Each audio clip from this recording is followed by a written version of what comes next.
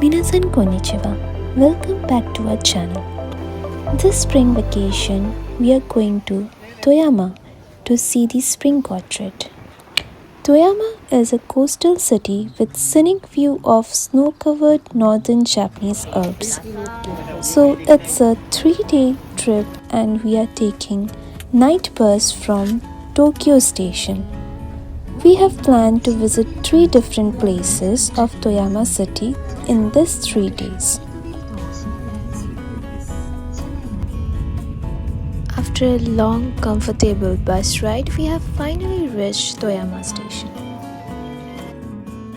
One of the super convenient things in Japan is these coin lockers.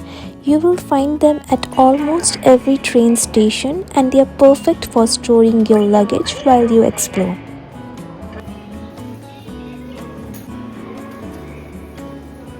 Another fun thing you can do while traveling in Japan is collecting stamps. Yep, it's actually ink stamps. Almost every major train stations, tourist spot or even castles and temples have these unique stamp designs.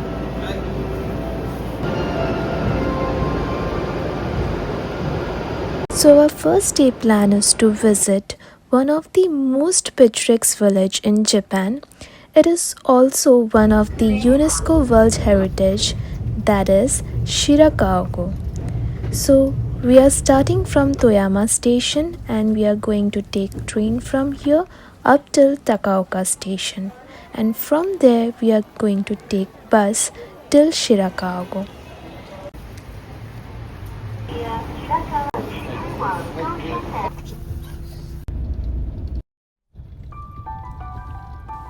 So it took us about 1.5 hours to reach Shirakawa-go from Takaoka station.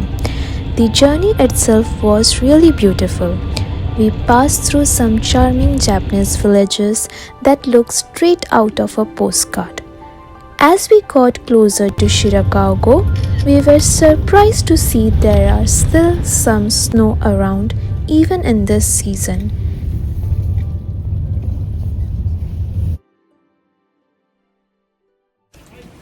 After reaching Shirakawa-go bus station, we freshened up using the restrooms there. Just nearby there was an information center where you can ask any questions if you're unsure about anything. We also picked up map from there. It was super helpful to plan our route and decide which place to explore first.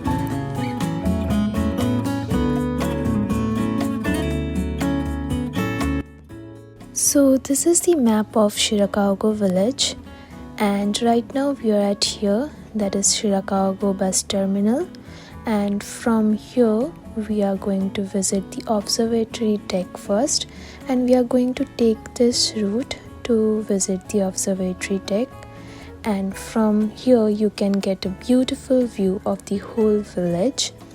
And from here we are going to take again this route and we are going to travel through the streets of Shirakawa-go village, and then we are going to visit this house. It is called as Kanda house. So there is a lot to explore in Shirakawa-go, but let's start with the spots we have planned first and then see where the day takes us.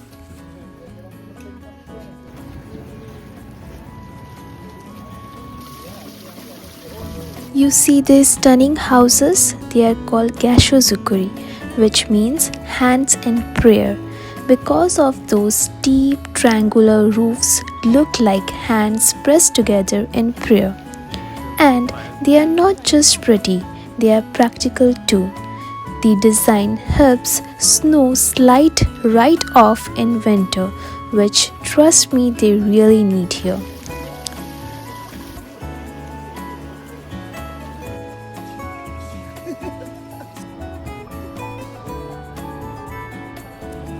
We have finally reached the top of observatory deck, and this is the view from the observatory deck. You can see how beautiful the village looks from above. And up from here, looking down at this peaceful village nested in the valley, you start to understand why it's an UNESCO World Heritage Site. It's not just about the beauty, but the way these people have lived in harmony with nature for centuries.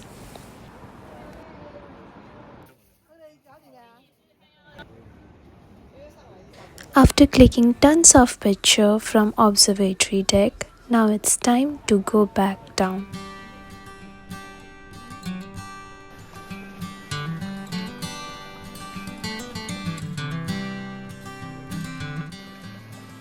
These small house-like structures are actually fire monitors.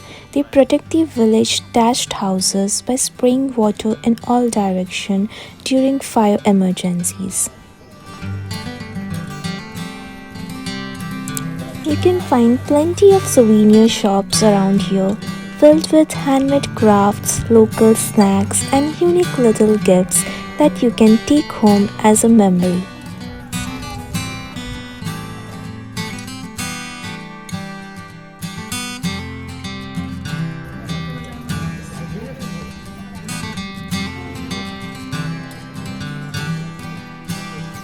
And we have finally reached the famous Kanda house.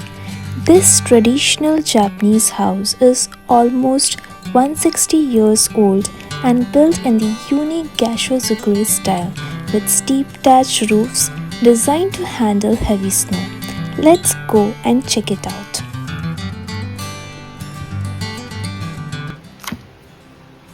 The house has 4 floors, and the first floor consists of a spacious family room with central irori. It was used for cooking, heating the room, and even drying food.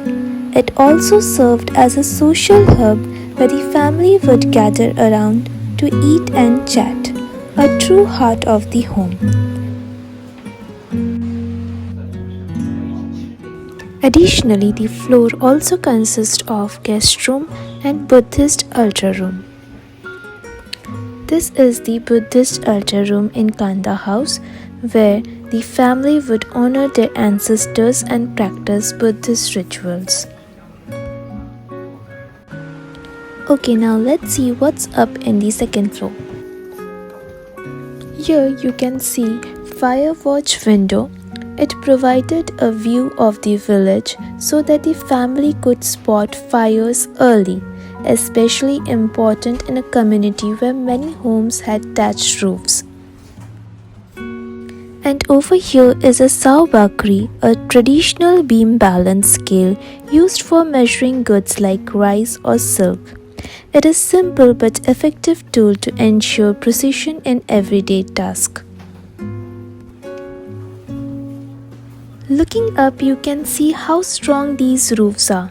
They were built by hands using thick beams and no nails.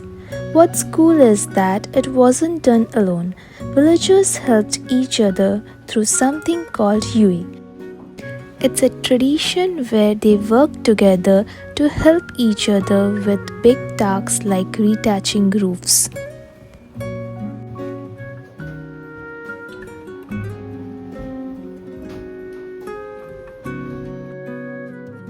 This is the third floor of Kanda house, which served as a storage and workplace area. Here you will find variety of tools and items used in everyday life. So as I told, these are the traditional clothes and kitchenwares used by family in their daily life.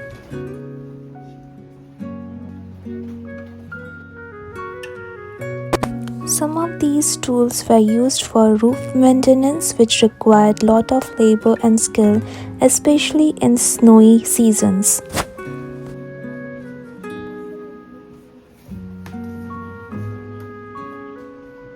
So here you can see tools used for field work. They were used for farming and rice cultivation. You can see items like these are hoes and sickles used for planting, harvesting and maintaining crops. And these items here were used for sake making.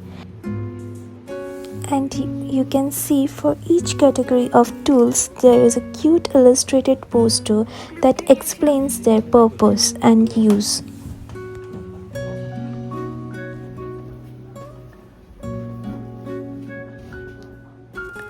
This area shows tools used for sericulture, that is raising silkworms to produce silk.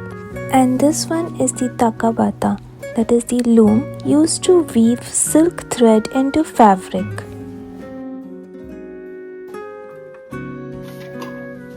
This truly amazes us how beautifully these tools have been preserved and maintained. You can really feel the care and respect for tradition here. If you ever come to Shirakawa-go, don't miss the chance to visit Kanda house. It's truly amazing.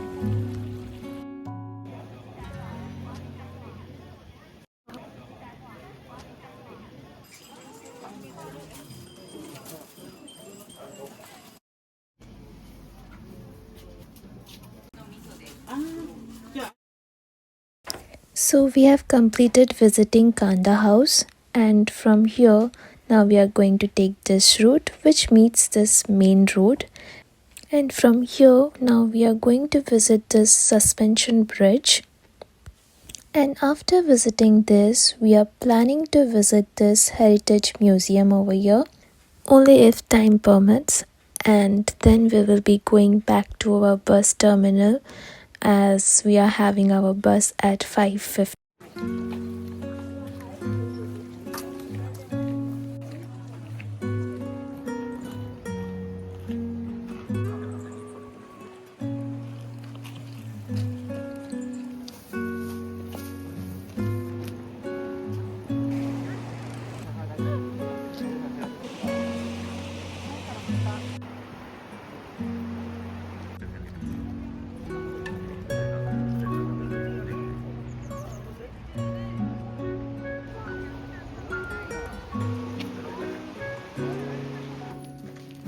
So we have to cancel our plan of visiting the Heritage Museum as it's already 5 and we have to go back to our bus terminal.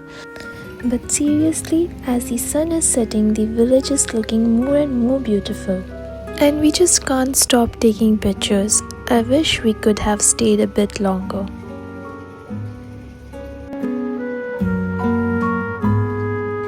Alright, that's it from today from this beautiful village. Stay tuned for part 2 of our Toyama trip. Day 2 is going to be just amazing. Don't forget to like and subscribe. Thanks for watching.